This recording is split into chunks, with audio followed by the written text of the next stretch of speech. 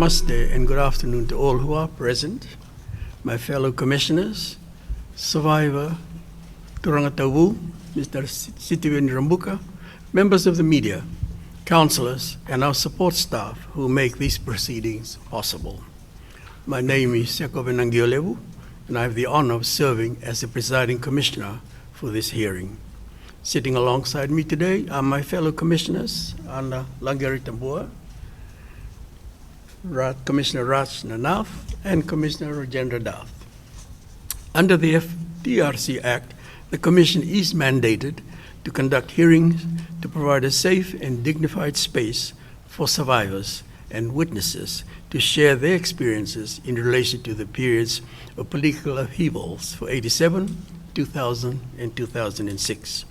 These hearings are crucial to the Commission's mandate, and we actively promote social cohesion through truth-telling, healing, and reconciliation. Mr. Rabuka, we are deeply honored that you have chosen to take part in this process and share your personal story today, not only with the commissioners, but also the Fijians in Fiji and around the world who are watching and listening today. Your participation today is significant for two reasons. One, affirms the importance of this national process, and two, the importance of our shared journey towards understanding our past, acknowledging our historical pain, and working together to heal these pains and build a better future for our people. You may choose to pause, take a break, or withdraw at any point should you feel the need. Your participation is entirely voluntary, and we will proceed at a pace that ensures your safety and dignity are upheld. Please be assured that no evidence that you present today during this evening will be admissible, and that you present during this hearing will be admissible in any court of Fiji. Your participation process is protected under the FTRC Act. Support services are available on site, including psychosocial support to ensure your safety, comfort, and well-being and throughout the hearing. I now invite you, Mr. Rabuka, to take your affirmation.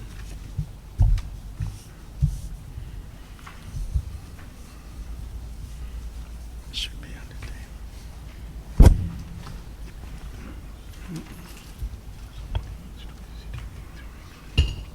So Peter, you can have it all shared like this. Okay.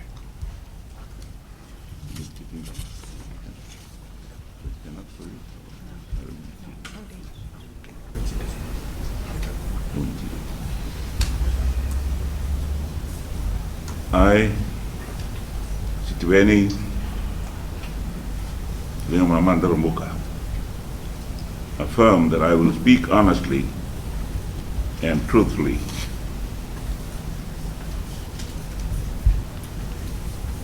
to the best of my knowledge.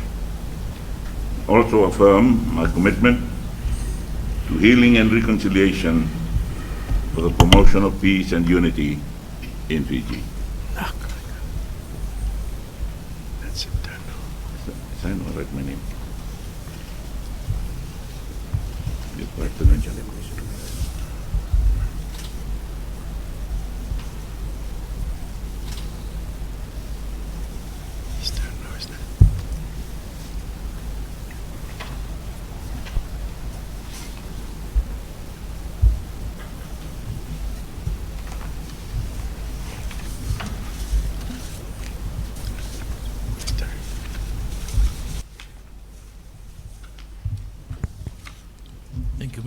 Thank you, Mr. Rabuka. And now invite the commissioners to address the questions that are before us today. Begin with Presiding Commissioner, Mr. Sitiveni Rabuka. Thank you, Mr. Rika. Mr. Rabuka, the first question that I wish to ask of you today, we would like to go back to the early years of your life. Can you tell us about the young Rabuka? What was he like? How did he view the world? And what were some of the things that shaped his views and upbringing? Thank you very much, Mr. Commissioner.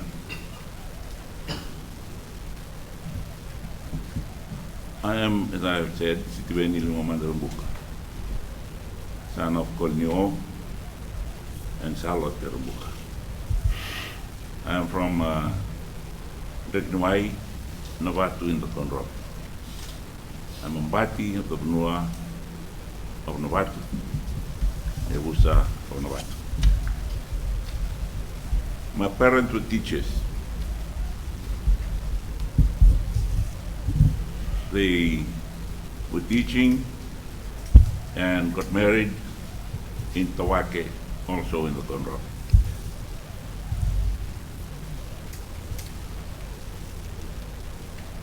My father was transferred to Nakombo District School in the Tikina of the Conroe on the island of Novotel, where I was born on the 13th of September 1948. I was delivered by traditional village midwives in the village of Nakombo. There was no road connecting the village to any health facility at that time. My parents were transferred back to Tawake after I was born.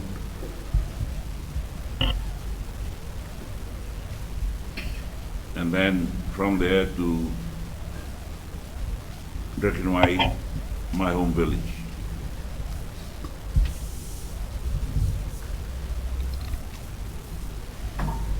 One of my sisters was born in Rekinwai. My father was transferred to Ngamea, the village of Ndraketi, to teach at a school called the Laudala District School.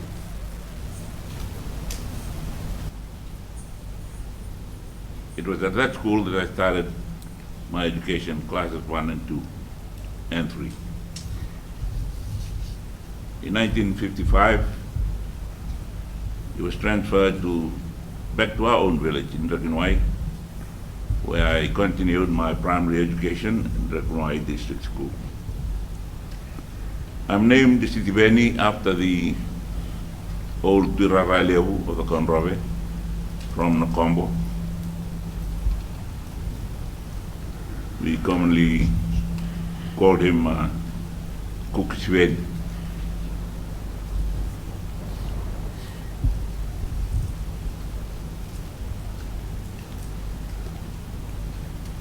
I got admitted to Budalevu Provincial School Northern on Taveuni from my intermediate education from 1958 to 1961. Budalevu was a boarding school for boys of the Conroe, Mbua and Mavata.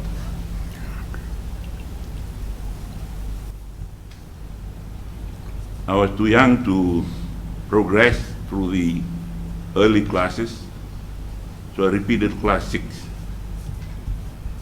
I went into class 6, age 9.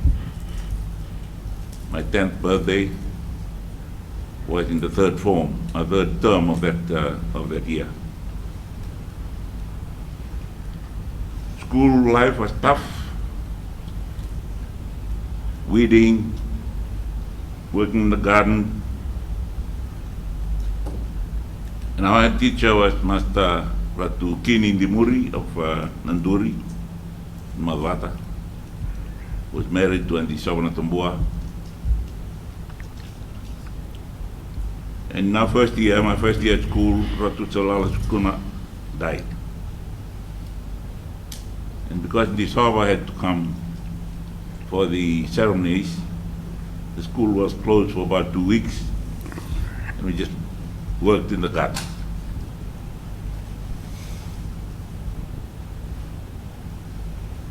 I got admission to Queen Victoria School through the secondary entrance examination that was held in 1961. My first year at Queen Victoria School was 1962. Again, it was an all-boys secondary school. mostly it's okay, and a few rotuman.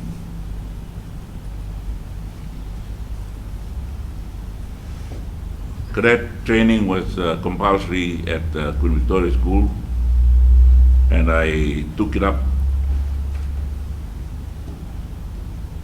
with a lot of interest.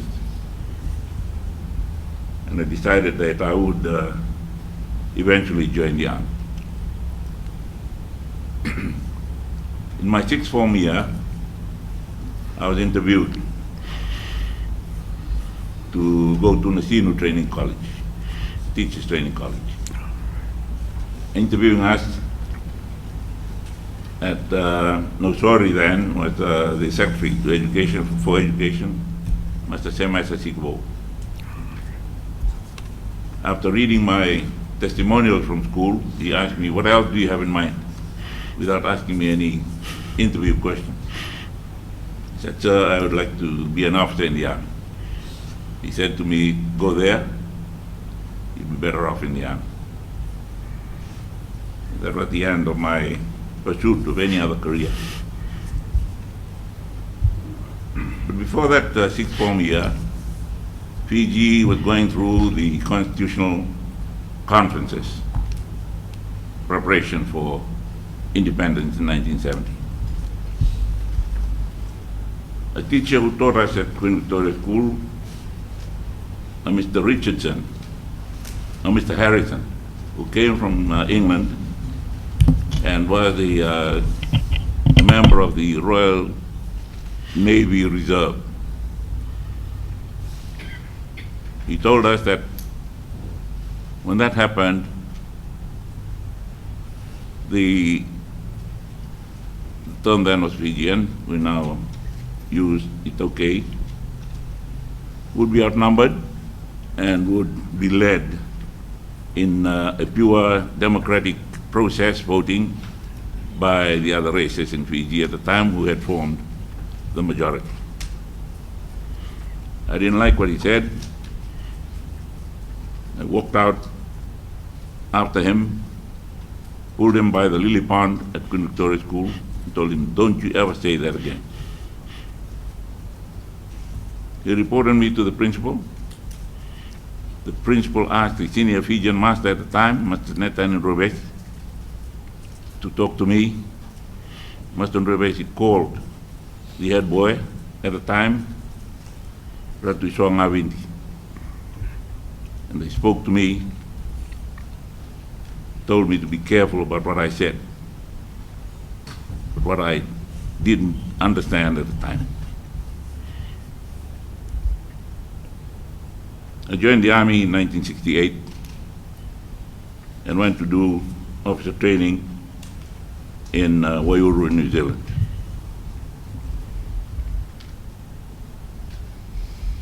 Right through my military education career in New Zealand, I interacted with soldiers, both Pakeha, they called them then, and Maoris, and also some Pacific Islanders who had joined the New Zealand Army by that time.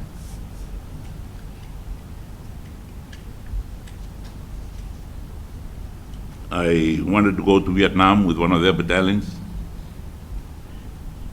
but Colonel Manueli refused to allow me to be released. So I came back and just concentrated on my career at home.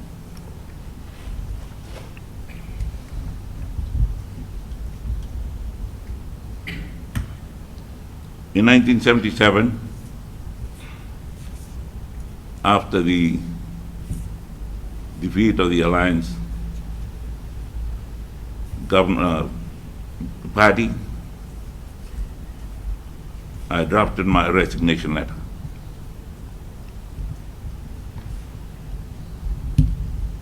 Before it was typed during sports afternoon on that Wednesday,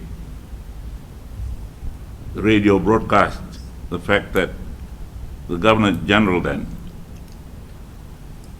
Ratu Sir George Zakumbau, had asked Ratu Sir Kamses Mara to form a minority government.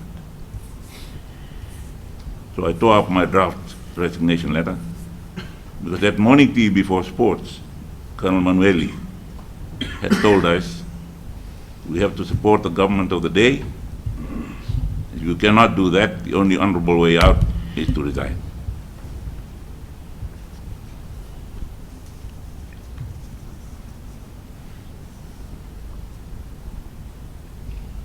So we soldiered on, or I soldiered on. In 1977, I took an army rugby team to New Zealand as captain and coach. When we got to Papakura, some of our own friends ridiculed me about the Tauke losing the elections that year.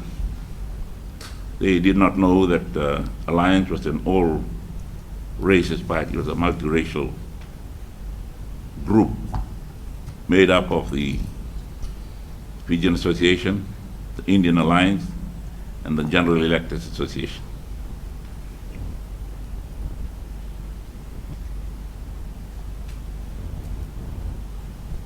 Probably reinforced by the beer we had been drinking that night. They said, "How can you allow that to happen?" And I said, we didn't allow that. The people decided that. And told them in the mass that night, 1977, if it happens again, you will hear of me. And in 1987, about an hour after 10 o'clock, I was in Dr. Bavandra's office, making sure that all his papers were properly stored away and delivered to him, when the phone rang, and a group of those friends in New Zealand were calling me.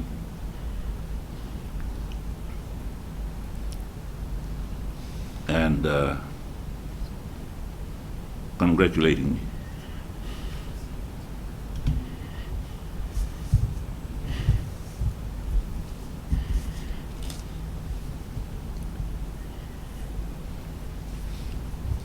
Those are some of the things presiding chair of the commission that shaped the early years of my life. And I will answer the questions you have prepared for me this afternoon.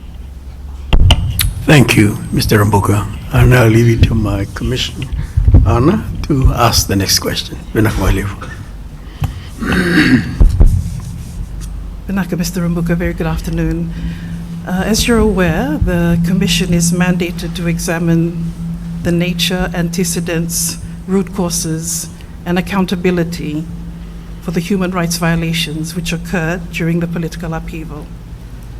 What would you identify as the nature, antecedents, and root causes of the coups? Thank you very much, Mr. Angaratumua.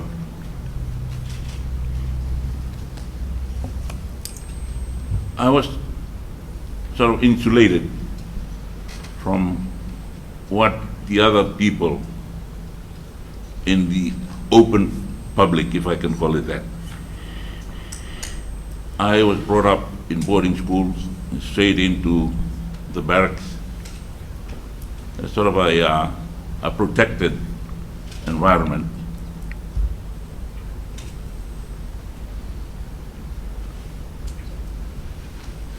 Although I had many friends of the other races, other ethnicities, I served in Hong Kong with the Gurkhas, and in their internal security documents that guided their actions in the times of upheaval,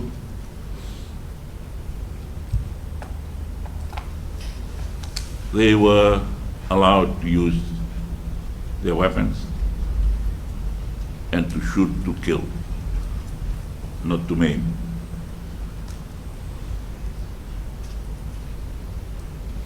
So in 1987, when there was some movement and unrest on the streets, I told my training officer or my deputy, we cannot afford to use what now we have in our internal security laws in Fiji. We are borrowing from the British, who've written the laws to be executed by the Gurkhas against the Chinese of Hong Kong. We cannot afford to do it here. We have to find ways of dismantling the groups that are causing those disturbances without shooting anyone. He said, but sir, the book says, I know, and I'm telling you why the book is written that way.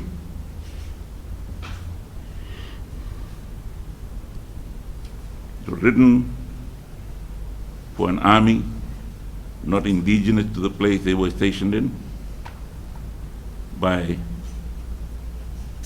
those that were not in that army or on the streets, and it would not have been applicable for Fiji. I had approached the Governor General a few times and asked him to do what Ratu Sir George had done 10 years earlier. He said to me, his exact words was, that would make a fast of our democracy. I said, thank you, sir, saluted and walked out.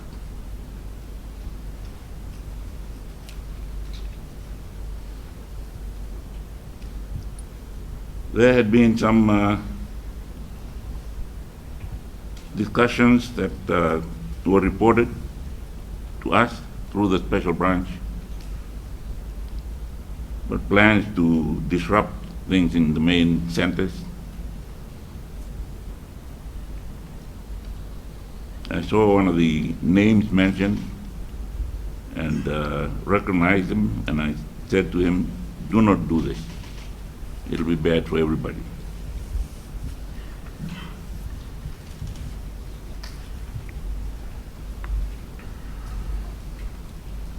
And then as I used, or I didn't use it, the writers who wrote the book, No Other Way, after 1987, heard me say this many times. I believe there was no other way. So they used No Other Way as a title of that book.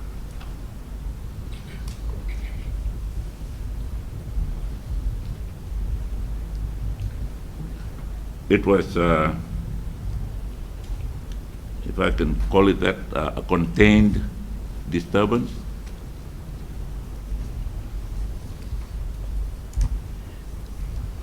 And the word you have used in the question here, violent imposition of will, I cannot deny that.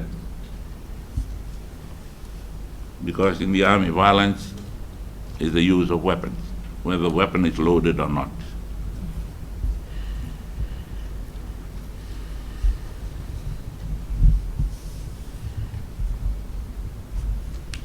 You also used in the first statement here, preemptive strike. I felt that it was a preemptive action to prevent any worse situations if that had not happened. The nature of the 1987 upheaval was a straightforward racial one, ethnic differences coming to boiling point when the Taukei of the time felt there was also no other way to draw the attention, serious attention of the authorities, not only here but also abroad, particularly in England, to see what is now happening, perhaps they did not foresee when our Constitution was drawn up. Our chiefs probably did not see or foresee this happening in 1874. And even now, in the United Kingdom, people are sitting up and listening and watching how many cities have mayors who were either refugees or immigrants. I believe it was a natural concern, carry over from the security of monogeneous societies,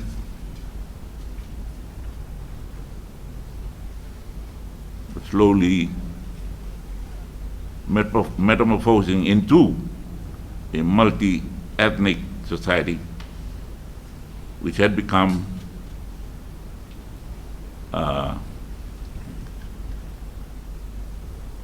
dominated by other ethnic groups apart from the indigenous. Perhaps that is an explanation, not justification, an explanation of what happened, and how we saw, or I saw, things developing, and what I could do to stop it from deteriorating. Thank you. Binaka. Thank you. Mr. Rabuka, my question is, the Commission has received a number of statements from survivors of human rights violations suffered during the political upheavals. In reflection, how do you perceive personal and collective accountability for human rights violations that occurred? And what do you believe are the moral and legal obligations of those responsible for the events? Those who were personally and directly involved, I had no control over. I regretted them happening, but they can all say that I opened the door, for which I accept responsibility.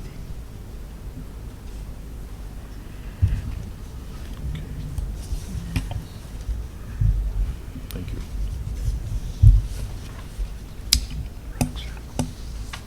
Roger.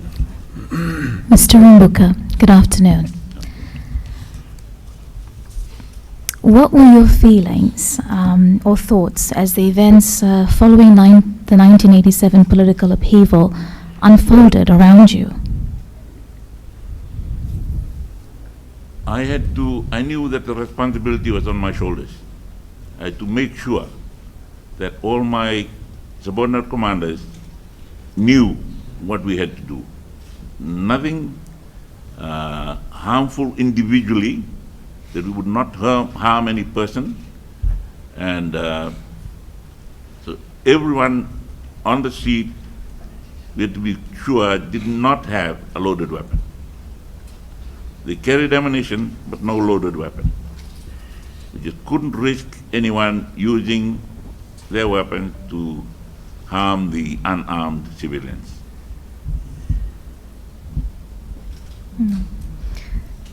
Perhaps let me just rephrase this for you, sir. As you think back to 1987, what were you feeling at that time? What were the thoughts running through your mind as the events of 1987 took place, leading up to it, but even afterwards?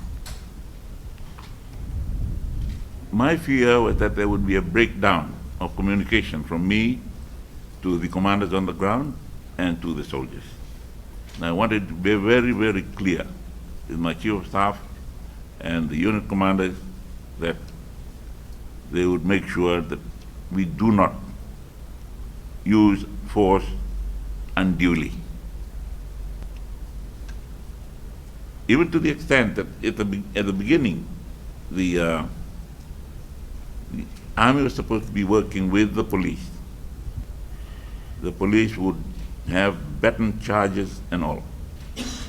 But the weapon can only be used by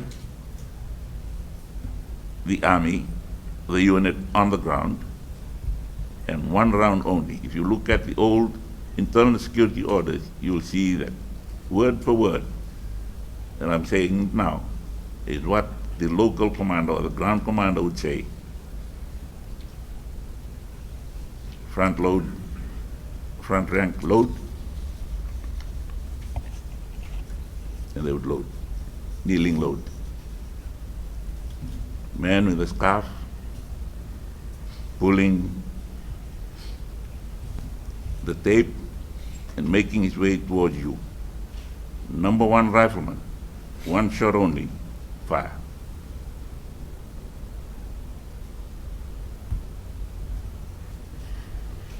That was to ensure. But the sad thing about it is that that order, or the standing orders then, or the internal security orders then, had to make sure that the rifleman knows.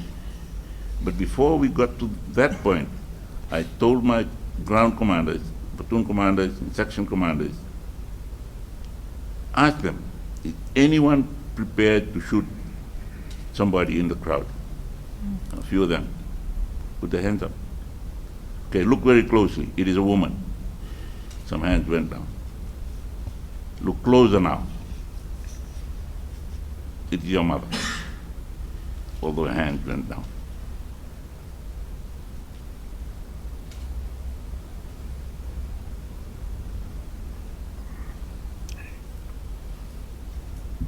So we couldn't use that order. We could find other ways. But I'm talking about after, when we were training the people. Make sure you don't shoot.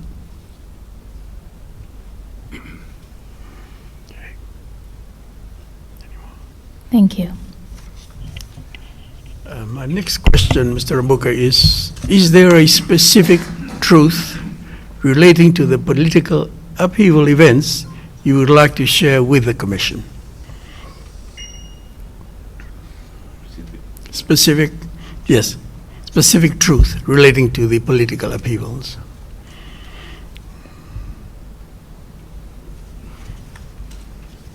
The truth is also a fact.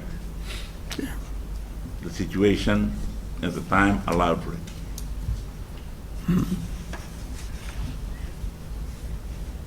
And we were supposed to be just instruments of governance and go along with the will of the people. And we didn't. That is why I'm here to confess that wrong.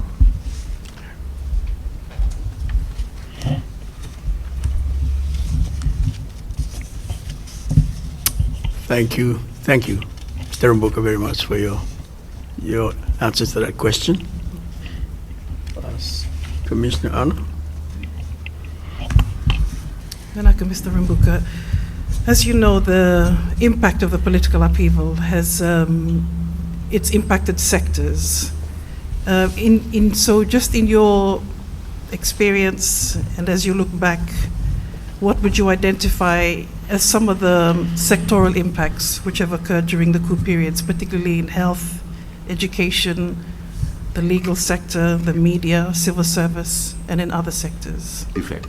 Yes, the impact, the sectoral impact of what happened. of what's happened. Yes, thank Well, the you. immediate impact was the exodus of talented and professional people. And one of the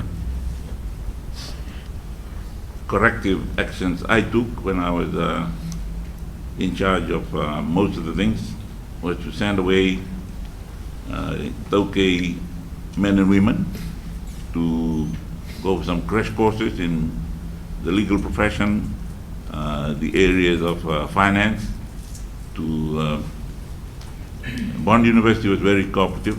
They allowed our students to go in. They came back, whether they were appropriately qualified or not, I do not know. The people in the profession would know. But we filled in the gaps somehow. But we carried this scars for many years.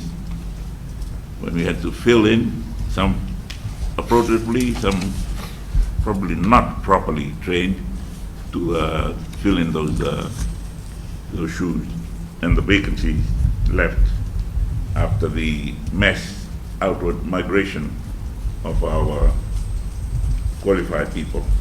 I was encouraged by a few top civil servants, and I do not know whether it was because we played golf together.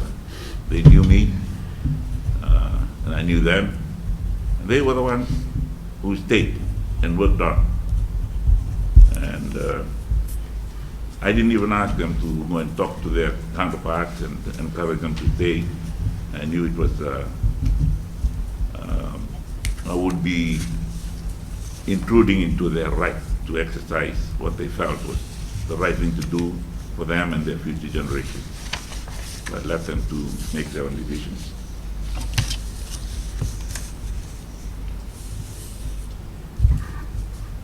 Mr. Rabuka, just a follow-up question. Do you have any particular reflections on the impact, the sectoral impact on the legal sector? On the legal,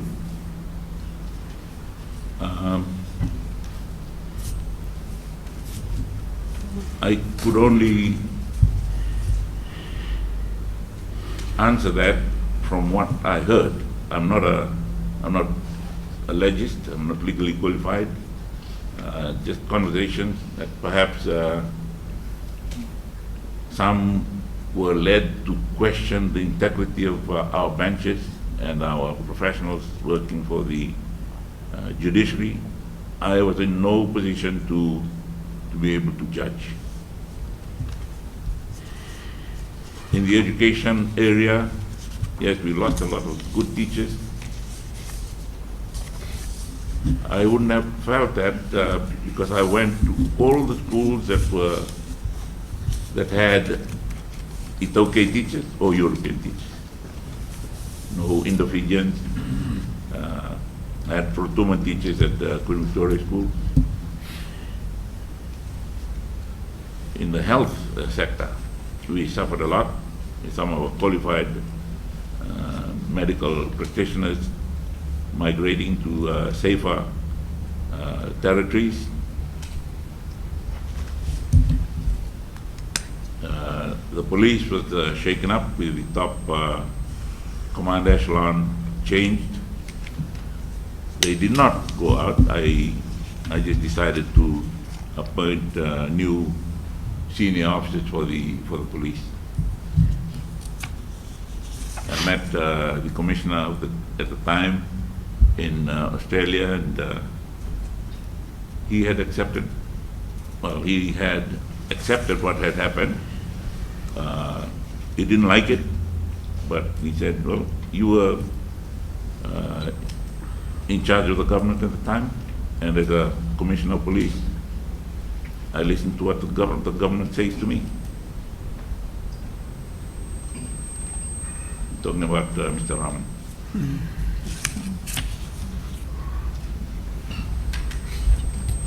Thank you. So, Mr. Rabuka, in your opinion, have the coups served their purpose?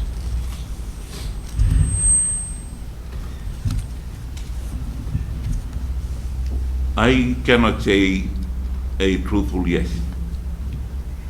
What I have brought out, I believe, or the coup has brought out, is more of a self-realization of who we are, what we're doing, where we need to be.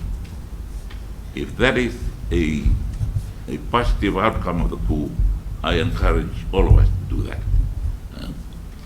Let us be aware of the sensitivities of numbers, the sensitivities of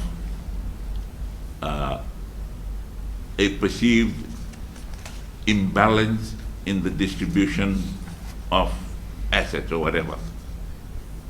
Even work the other way when you come to talk about indigenously owned national assets like land and Ngolingoli and that. As soon as we bring that up, there is always two conflicting sides in the debate. They're legal debates, they are administrative debates, but they always have that ethnicity factor coming into consideration. They may not be objective, they could be very subjective, but they are factors in the considerations of those matters. Thank you.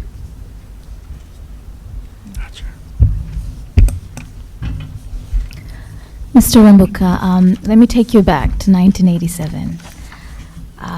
We know that thousands of Fijians in Fiji and abroad have been impacted by the coups from 97 and onwards, and it's left deep scars across everyone. And as the Commission has been traveling across the country, we've been hearing from many communities that still find it very difficult to recount that trauma, and have found it even more harder to have to articulate what that pain and suffering has meant.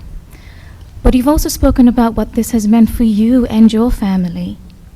So as you go back, I'd like you to perhaps talk a bit about what that impact has been on you as an individual, on your family, on your community, on your village, and the Vanua, if you may.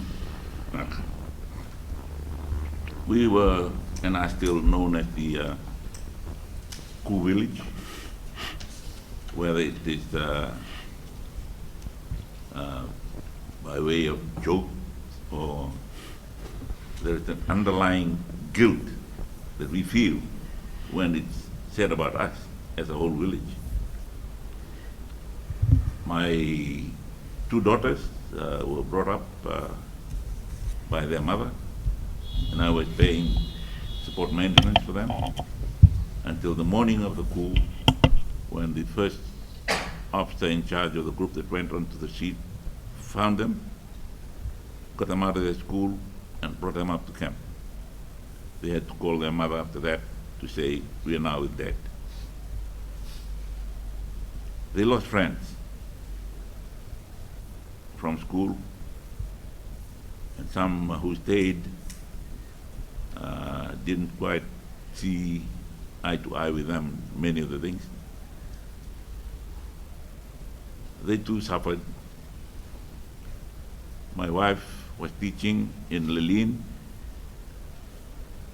and she had a difficult time with her leaders at the school. Mr. Rika was a principal, and Mr. Rika was a very straight, strict person, everything by the law, everything by the rule.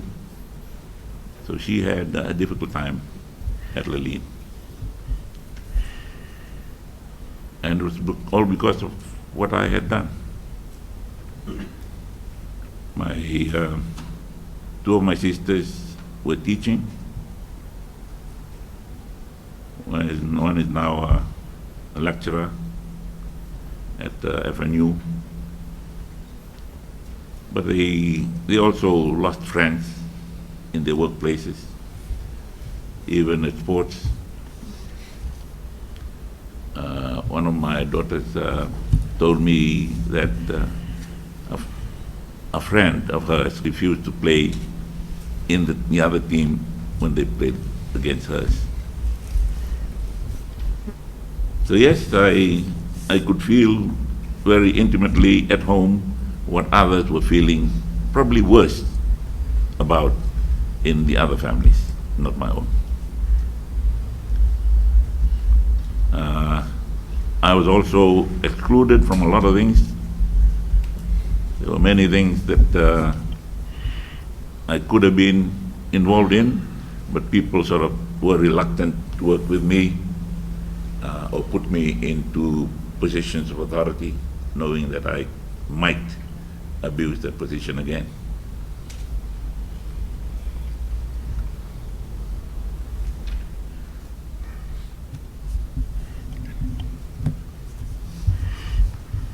Thank you.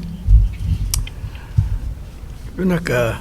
Rabuka, what has been the coping mechanism for you and your family? How have you coped? Coping mechanism. Coping mechanism.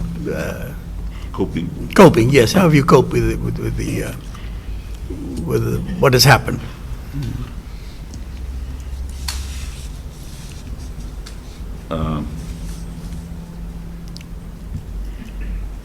I think it's just getting on with life in our family.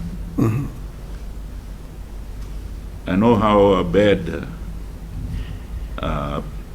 trauma is. When I came back from my last overseas posting, I was sitting at home. My son was very young then. And my last posting was in Sinai. The only shots you heard were shots that were fired on the range. There was no harmful shot fired in your direction or away from you at somebody else. But he put his toy pistol to my head. I was reading, and I automatically reacted and threw him across the room, and felt very bad. But it was an automatic reaction that had been built into my muscles and my thinking, and I expect that others will still feel that fear every time they saw me or saw a soldier on the street, and I don't blame them for that. In our case, we have just tried to just get on, not to blame anyone who might feel bad about being in our company or in close proximity to one of the members of my family. Slowly, as those that felt very bad had moved out or moved on, my family members felt easier to breathe. But that doesn't take away that sense of guilt that we collectively feel, or they collectively feel with me for what I did.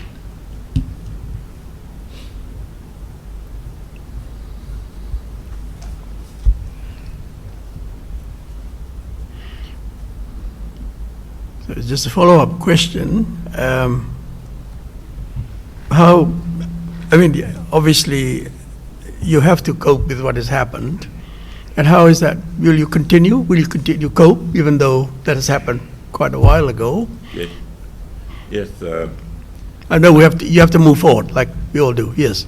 I agree, Presiding Chair. When I took the Pacific rugby team to England, before we got there, a friend had told me that there was an attempt to get me arrested as soon as I set foot on British soil. I felt it was a trivial matter, knowing that I had personally apologized to Her Majesty when I went up to Edinburgh for the Commonwealth Heads of Government meeting in 1998, after we were allowed back into the Commonwealth, after the promulgation of our 1997 Constitution. So I felt that there was no real need to fear, because I felt that the legal side of what I had done had been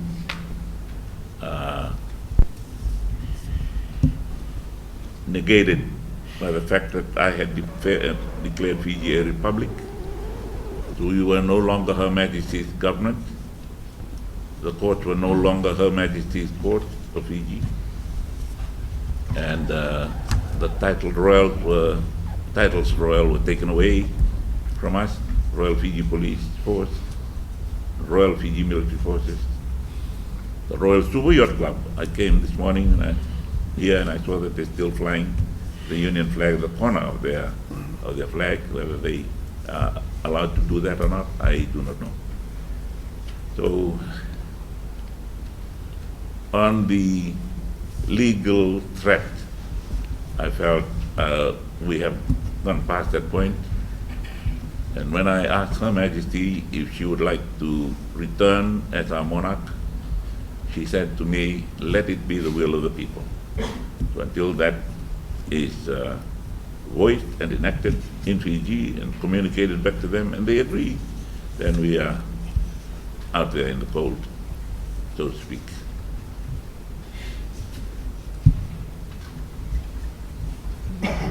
Maka, thank you.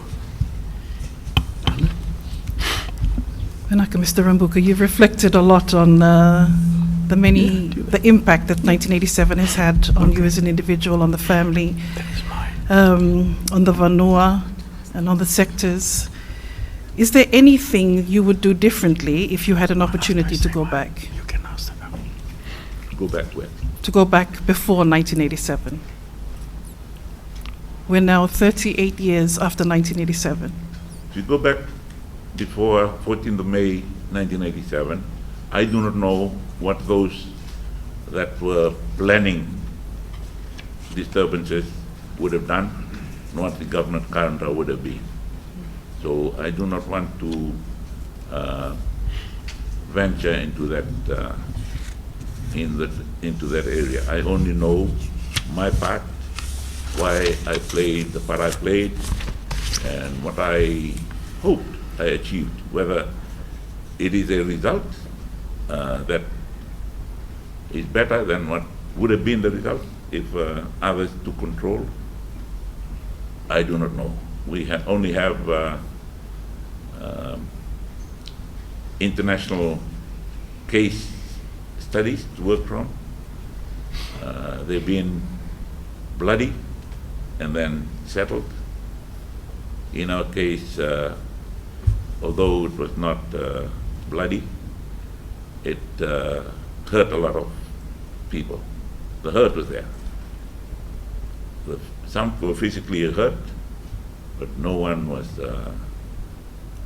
shot by the military as part of the execution of our duty, what we felt was our duty. The fact still remains. We bear the blame, the burden of what happened, and a lot of my soldiers did not know. They were just obeying orders. They were just obeying orders to maintain order, a new order, and make sure that people were safe. I gave all my officers the opportunity to resign and not be under my command. Some, I told them, go take all your leave that's due to you. If you're going to spend all the leave, vacation leave and annual leave, and still not make up your mind, take leave without pay. And then when you're sure you want to leave, come back. Then you'll be discharged. But if you go back, go out, decide to come back, we'll take you back. And some did that. Only one did not come back. Two did not come back. Penaka. Thank you. So Mr. Rabuka, are there specific moments in your life that inspired the shift from military man to statesmanship or statesman? I did not know there had been a shift. I have always been a patriot, maybe a negative patriotic track that I took in '87, but I've always been very patriotic, very loyal about Fiji. In fact, a few hours after '87, you may have read, you may have heard, the Indian general, who was the chief of the Indian Army at the time, he taught me in Staff College in India. He was my chief instructor. He was a brigadier then, but he was a general when he called me. And he said, Steve, do you know what you're doing? I said, yes, General. What are you going to do about our people? He said, General, they are not your people. They are our people. They are my people. I'll look after them.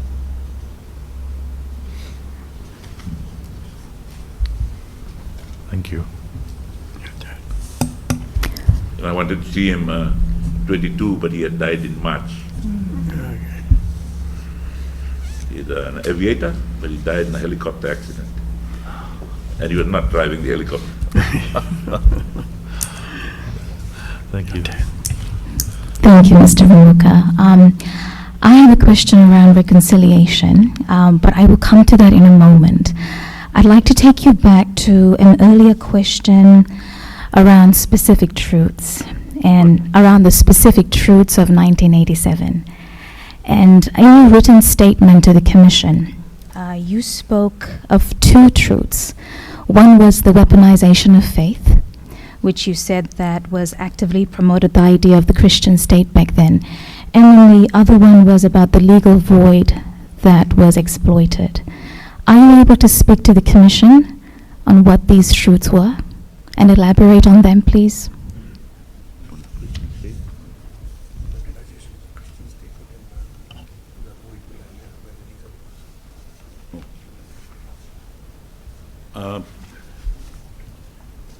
Maybe the legal mind in the Commission would answer that legal void better.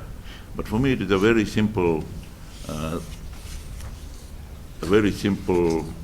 series of things, actions to carry out. There could not be a legal void. There has to be it has to be immediately replaced by another authority. So when I declared Fiji a republic, we immediately removed ourselves from under the realm and removing Her Majesty as our head of state, and we immediately imposed me as commander and head of state and interim government of Fiji. So all the functions of the head of state as a font of authority, font of mercy, and font of honor were transferred from the throne to a republic and the head of the republic. So when I asked the former Governor General to become president on the 5th of December 1987, I told him that he was now the president. I surrendered all that authority which I unfairly or usurped from Her Majesty in '87, in October, gave it back to Ratsupanaya in December. So I was really just totally in control of everything from September to October. On the Christian state, I was just not Christian enough to know that enforcing Christianity on everyone was unchristian.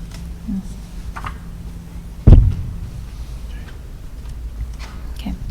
Thank you, Mr. Rabuka. I have a follow-up question now. Since 1987, it's 38 years now, and in that time, you've had time to reflect on what the events have meant for you, your family, but also the thousands of Fijians that live in Fiji and abroad that have had to reckon with some dark parts of our history.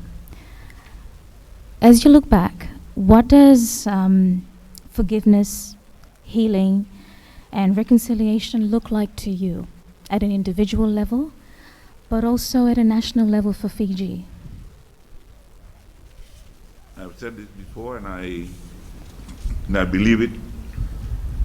I have a duty to apologize. Those that I've wronged have the right to either accept or not to accept my apologies. So I will apologize and ask for forgiveness.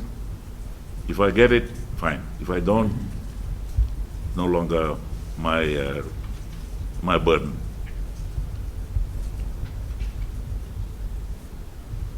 I can ask for forgiveness. I'm hoping that at the end of this, there might be some function like that where everybody can come.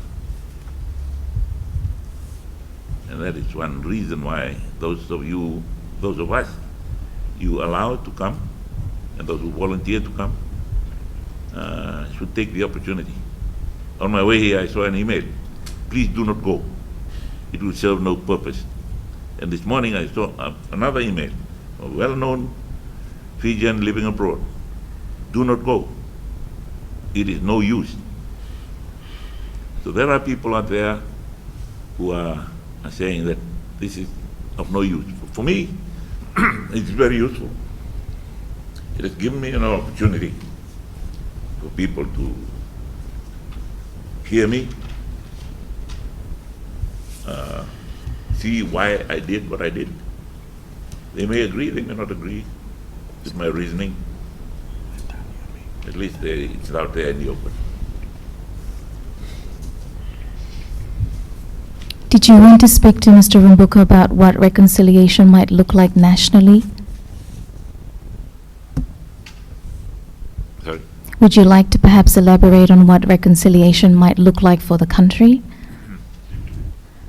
It cannot be an arranged one. I think you will have to decide that it is an open one where people can come and make their confessions without fear of any follow-up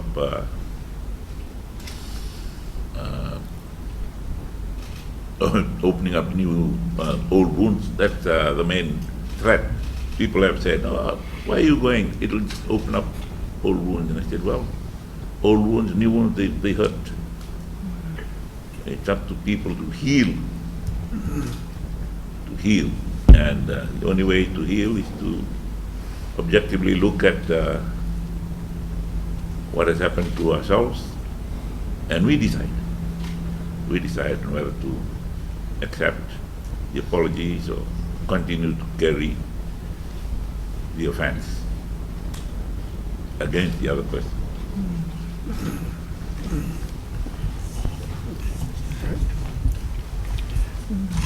I have a final question, Mr. Rabuka, if I may, please. How do you see reconciliation and restorative economic justice?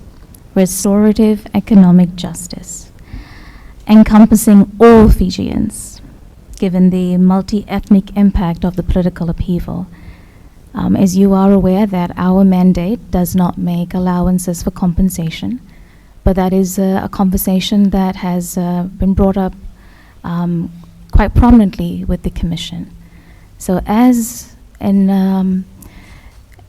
we think of restorative justice and economic justice, how do you see that encompassing every ethnic group in Fiji?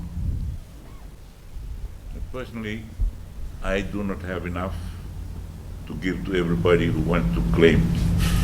So it'll have to be worked out by the state, the government. And it depends on how much the state can afford to give out as reparation, whatever they need for restoration. When we look at what the world imposed on Germany and Japan from 1945 to 1995, for 50 years they were under very strict United Nations imposed rules. They were not allowed to develop their military forces, and they had to pay some reparation to the United Nations. I believe Japan continued to the end. Germany may not have fully paid, but I think they had the agreement of the others to stop paying. But that was the United Nations. It could impose that the sanctions. For Fiji, I do not know whether the state will have enough of anything to meet the claims for reparations of all those that had been hurt.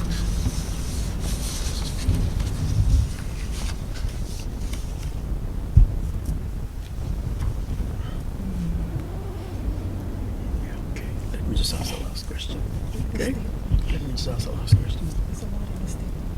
Yeah. So do we want to ask about I think so. Yeah. Okay. Mr. Rabuka, if we may, as you know, you had submitted a written statement to the Commission prior to coming to the hearing, and there's a number of things, I think, which are in your written statement, which we wondered whether you would like to address before the Commission today. And one, I think, Commissioner Rachna had asked about, which is clearly outlined in your statement, where you reflected on the events of 1987, particularly around the weaponization of faith. And you've spoken to that a little bit. But there are also, the legal void that was exploited at the time. And there's a number of other things which are in the statement. So I wonder, would it be appropriate to read the statement, just also for the benefit of the public at large? Because there's a number of things which are outlined in the statements, which I think would be beneficial for the Commission to hear from you, and also for the nation and for the diaspora, if we may.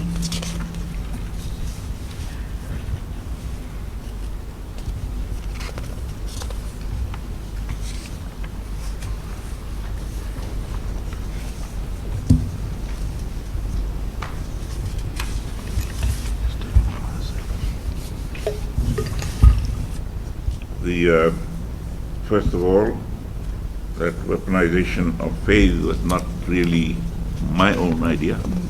It was the people who were, that I was working with, and who, for some reason, felt they could come in and take over everything from me. For them, the coup was just part of getting what they wanted. And I wasn't going to allow that, although we had said that. On the legal void,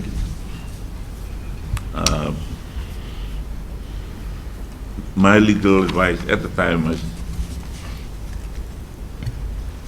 there cannot be a midway. You have to go all the way, and the only way to go is to sever any tie with the old system and get out of the monarchy.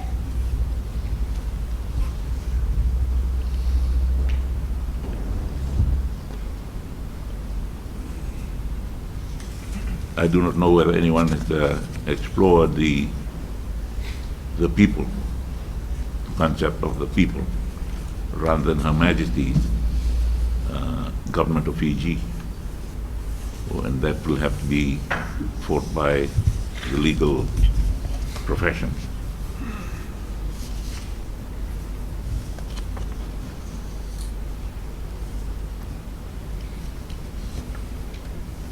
Yes, this is from the statement I verbally made to my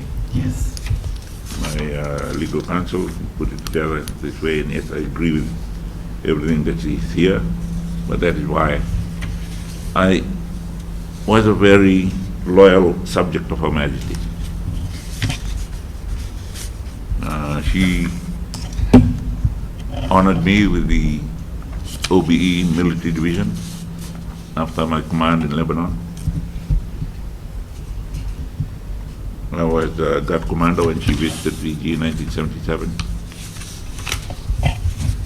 I served with Her Majesty's forces in the British Army in 74. So I felt bad personally, I felt bad about having to do this against Her Majesty's reign over Fiji.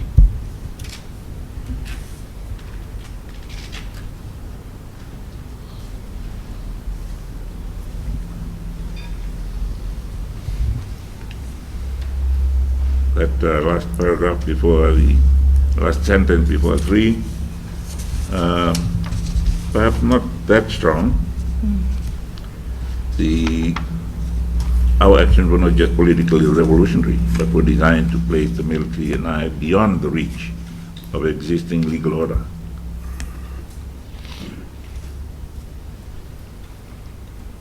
If that had to be the guiding principle of what I thought at the time I would never have given up leadership.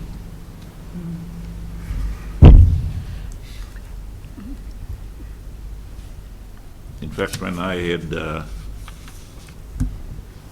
told the former Governor General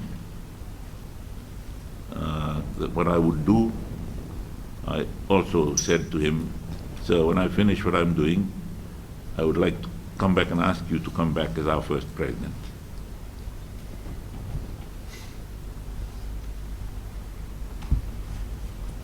He said, he asked me, "Do you want me to resign?"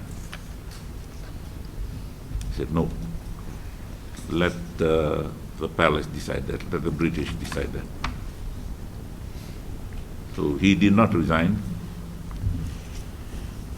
They just vacated, Her Majesty vacated her reign over Fiji.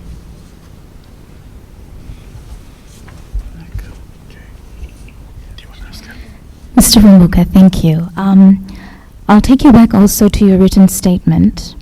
And in the written statement is the question around accountability. And that's a question that our nation has been grappling with since 1987. Now, you speak of two kinds of accountability. One is personal accountability and the other is collective.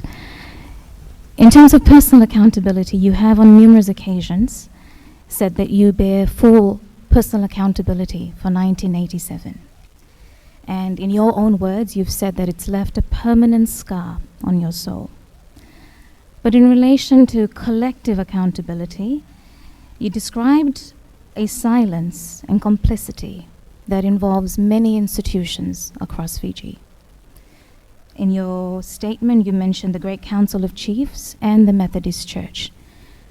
Can you please elaborate? What does collective accountability look like for Fiji? The Council of Chiefs met on the 20th of May, 1987, and the general consensus was to support me. If you look at the minutes of that meeting, it was held in the Civic Center, it records that very clearly. At that meeting, I was also offered life membership of the Council of Chiefs. As far as the Methodist Church is concerned, I cannot really claim that the church as such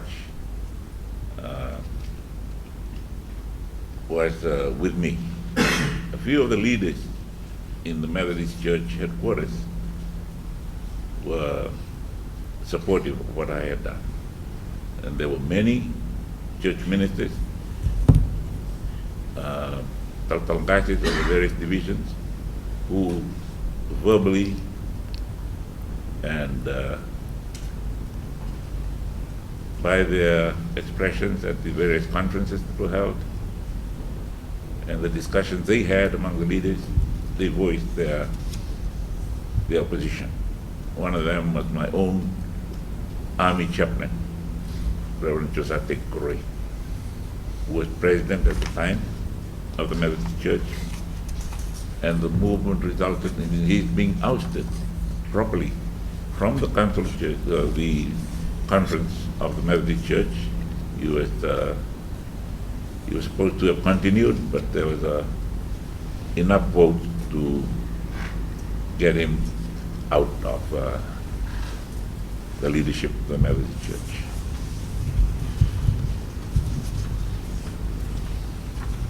So if I may phrase that again, what does collective accountability look like for Fiji, in your view? Collectively, the collective on the, I do not feel that the army, I do not feel that the Itoke, nor the Council of Chiefs should be blamed for what I had done. For them, it was probably no other way. There was nothing else they could do. I had always wondered whether they were in a position to ask me, Rabuka, why don't you just go back now and we'll take it from here? Then I was then already, if we had gone back to the previous order, I was guilty of treason against that order, against Her Majesty's reign, Her Majesty's government, Her Majesty's institutions of Fiji. There had to be a clean break. And when you look at what has happened in those former British colonies around the world, that is what happened. They've gone all the way, and they've severed their links with the crown, and they've declared themselves republics. Popular revolution into republics. In our case, how popular can be debated. It was a more ethnically emotioned movement.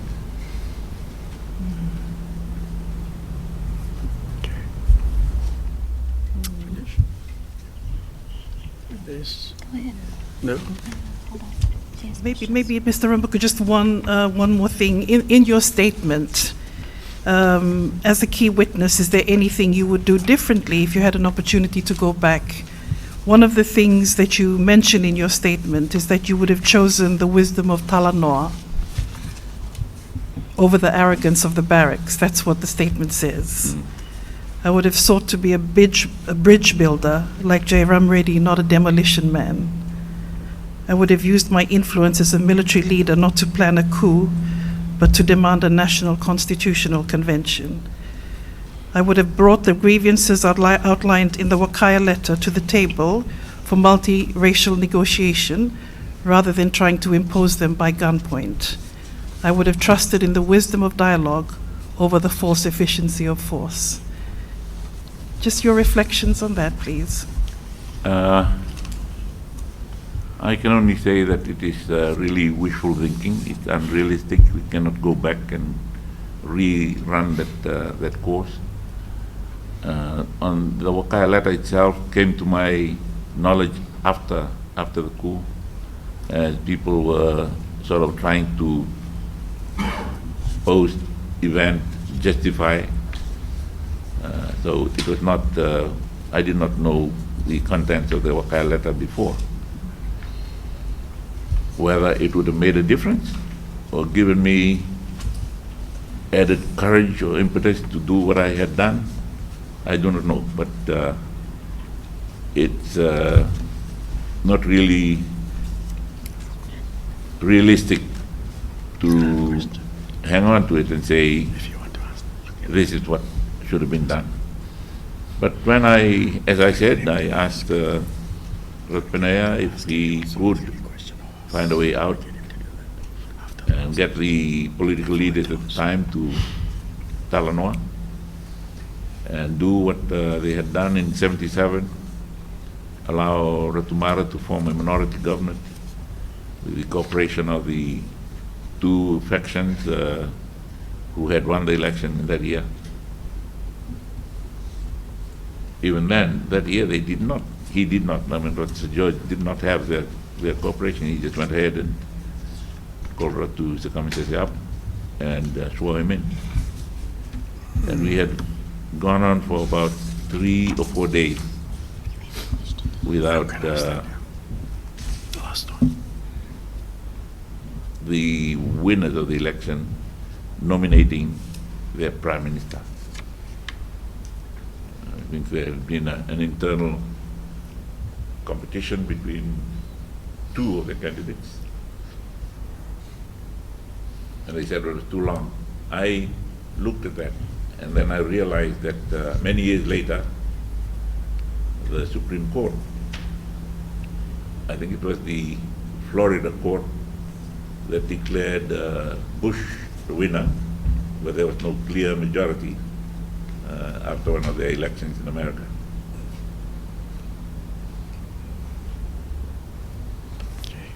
I'm going to ask this question. Thank you. Thank you, Mr. Rabuka.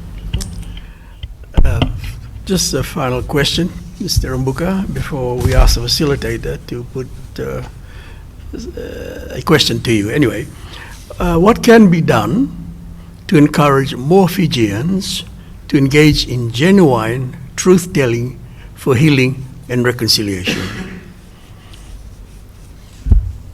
I think if they were assured of the good that would come out of theirs and our volunteering to come to this. When Cabinet agreed with the Minister for Women and Social Protection and all those things to move a motion for Parliament to agree for the Fiji Truth and Reconciliation Commission to be set up, I really believe that it would do the nation good. What good? How? I do not know. But it is an opening for us, for those of us involved, perpetrators and victims, those that have suffered, to come and just say how hurt they are, how bad they feel about their part.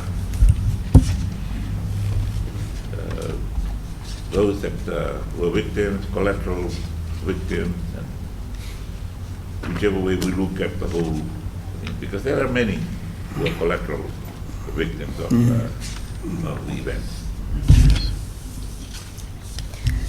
Mr. Rabuka, thank you so much. I'd just like to maybe flow on from what Commissioner Langari-Tambua had asked you earlier. Is there any part of your written statement that you would like to read out loud for the benefit of Fijians listening in from across the country and the diaspora? Is there anything in your written statement that you feel you may have missed out that you would like to read out today?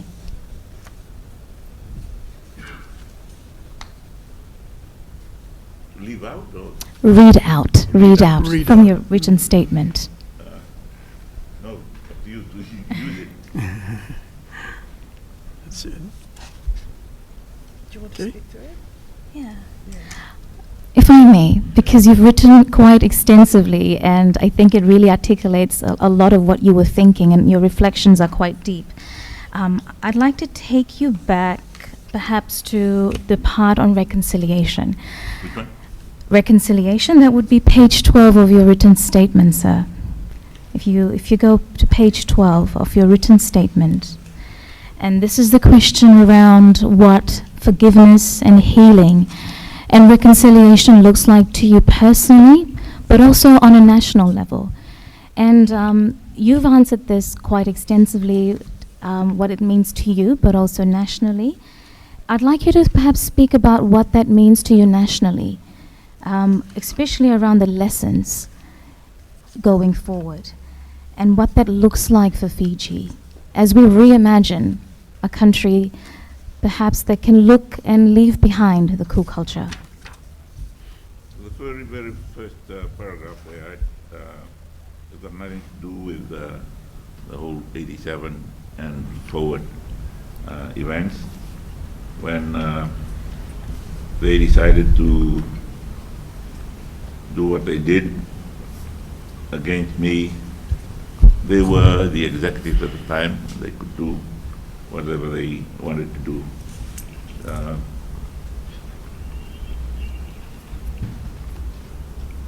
Forgiveness, healing, and reconciliation. It looks like a daily conscious choice I have made to forgive those who have wronged me. And I quoted the example of the former Prime Minister and his Attorney General, who decided unilaterally to take away my pensions and my benefits that I was entitled to at the time. In fact, when I told an uncle of mine who was a minister in my government, I told him I accepted it because I earned the pension after the coup and I became Prime Minister. So when it happened, I accepted it.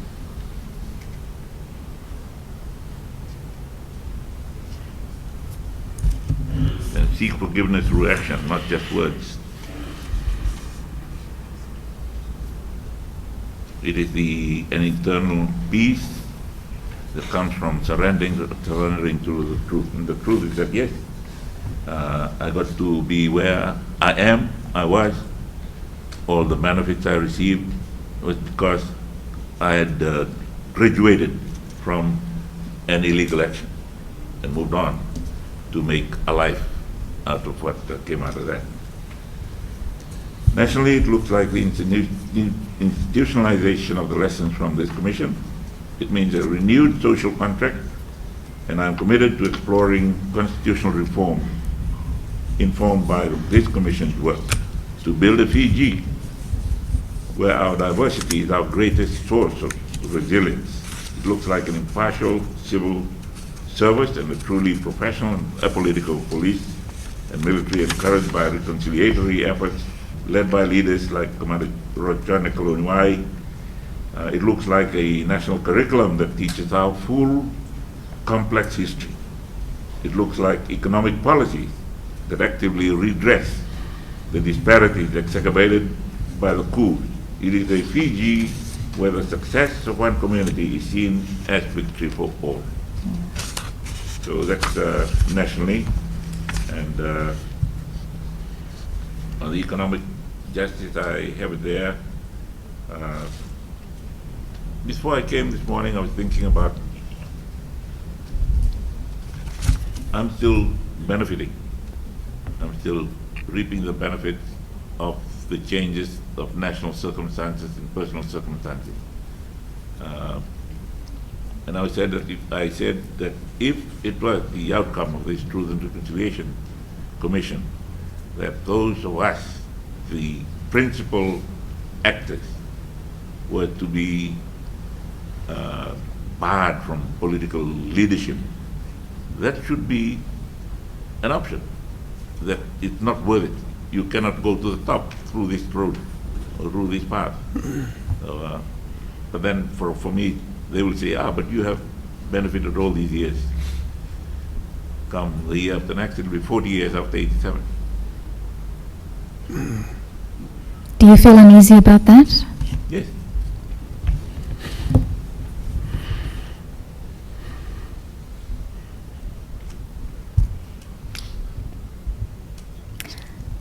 You can ask him. Do you want that? Right? You can ask him. Any questions from the Prime Minister you wish to ask us? Sorry, Commissioners. I was just going to ask you whether you had any further questions for Mr. Others? Rabuka. Any more questions? Anna? No more questions. Rachna? No, I don't, but perhaps maybe final reflections from me, Mr. Rabuka. Thank you for speaking quite honestly today and making some deep reflections. There is a part about how you would like to see more Fijians engage in our process. And as we've gone throughout the country and have tried to engage Fijians with this process, there's a lot of hesitation because people aren't ready, not all of them are ready to revisit the past. It's one, difficult to recount your trauma, and two, it's very hard to articulate in words what that looks like. Having to have lost your home, having to lost your sense of identity and belonging, and making sense of all of this pain and suffering. And as you know, as a group of people, we are also resilient, and that means oftentimes that we just pick up and move on and not really address the deep parts, the darkest parts of our history, and what that means for our families, for our communities, and by extension, of course, the nation. So I guess my question to you today is that there's a hesitation to engage in truth-telling and also reconciliation. What would you perhaps say, and you've articulated this quite well in your statement, pages 13 and 14, of what that would look like for Fijians? How would you encourage, what would you say to Fijians listening today and in the diaspora in having to engage in this process? To feel safe, to feel like there's an inclusiveness, that this space is safe, and that this is the moment now that we may not get as a nation to do this again, to revisit not just the events of 1987, but 2000 and 2006. What would you say to encourage Fijians listening in today to engage with us and this process?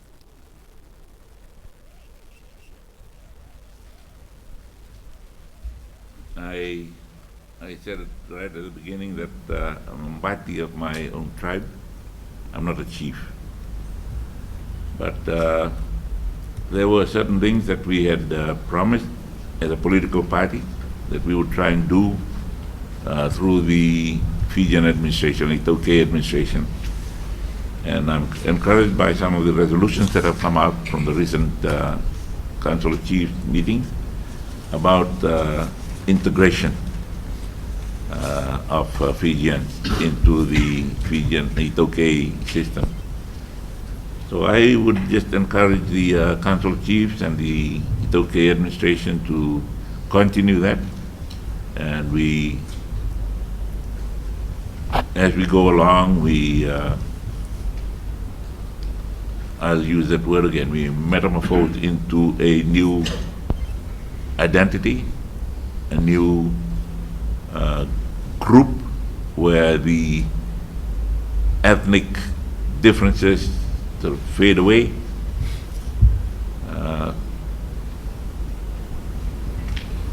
And one way of doing that is the economic area, where what the Itoke administration is now trying to encourage, that sovereign wealth fund for the landowners, and using that to buy into the successful blue chip companies owned by families in our business communities. Take away the things that make us different from one another, or slowly do away those delineating divisions and lines that we see that are visible. So instead of saying, we are part of that. That big shop is ours. That one is ours. We have a share in that big successful company. We may not be able to run it. Let them run it. But we are part of it. We benefit from how well it does. And that's what I would like to encourage our Itoke leaders to get into. We may not be good managers now, but we can participate and be part owners and slowly get into the management and the various literacies that are not part of our ethnic makeup at the moment.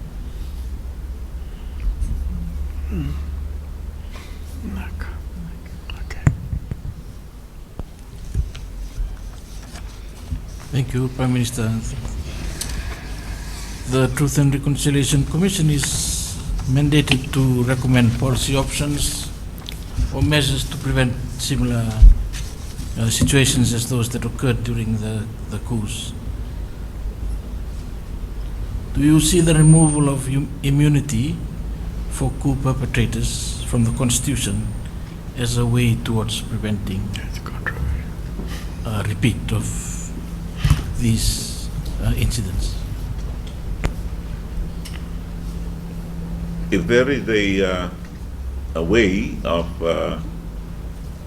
differentiating that from the immunity clauses that are already existing in the constitutions that were in the old Constitution of 97 and perpetuated by 2013, and now by the opinion of the Supreme Court, you can do all these but not this. There may be a way.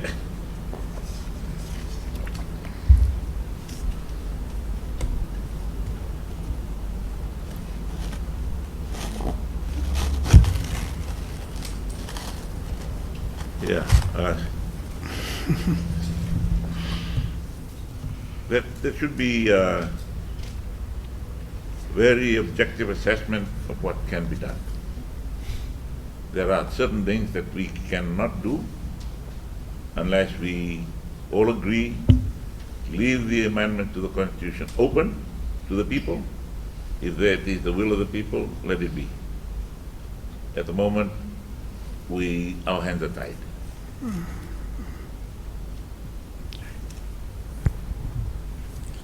Thank you, Mr. Rabuka. We've come to the end of the formal questions that the Commission wished to ask.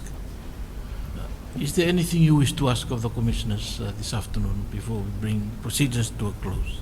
Or anything that you'd like to add to the disclosures that you've made this afternoon?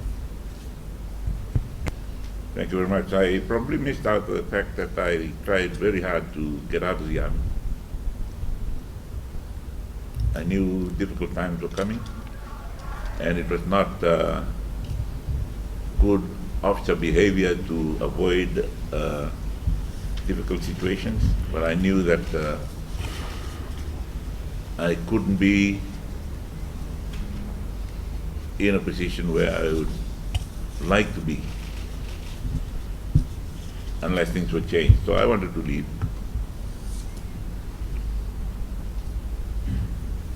I applied to a few other jobs, senior positions in government. The then Governor General, Sitiveni Rabuka, because it's right next door to the back gate is the Public Service Commission building, where I went in for 2 interviews. And the back gate guards were talking about it, and they heard, ADC heard, told HE, Rabuka is there for an interview.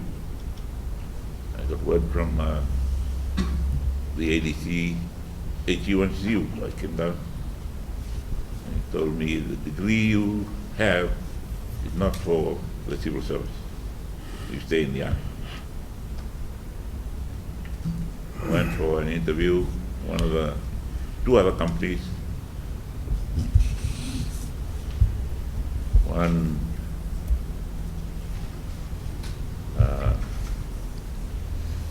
was a hotel, and one was an international fuel company. Same thing. Those further up in those companies heard about it. They said, well, if you continue, you all go out. It's too qualified for those positions you now hold. I didn't know. I didn't have any training in those areas, but that's what their superiors thought about my applying to come into those organizations.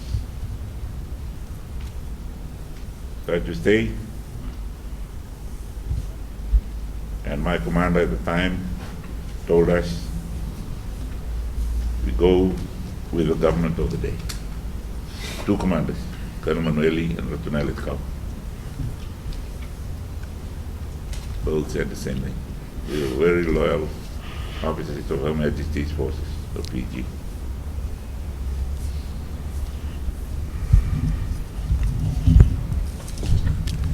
Thank you, Mr. Rabuka. Ask the Chair of the Commissioners to offer his closing remarks.